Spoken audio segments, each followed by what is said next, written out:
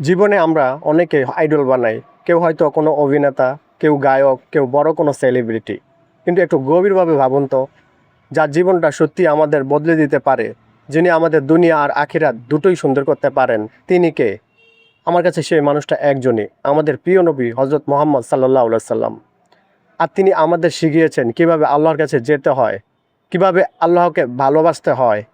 এই দুনিয়ায় অনেকেই সফল, অনেকেই বিখ্যাত, কিন্তু এমন একজন মানুষ যিনি কোনো ক্ষমতা, কোনো ধন সম্পদ ছাড়াই কোটি কোটি মানুষের হৃদয় জয় করেছেন, তিনি আমাদের নবী সাল্লাল্লাহু আলাইহি সাল্লাম।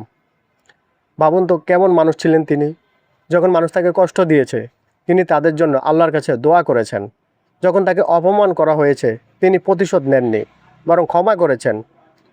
যখন সবাই তাকে ছেড়ে গেছে, তখনও তিনি আল্লাহর উপর ভরসা রেখেছেন। আজ আমরা ছোট ছোট কষ্টেই ভেঙে পড়ি। কেউ একটু কষ্ট দিলেই মন খারাপ হয়ে যায়, রাগের সম্পর্ক শেষ করে দেই।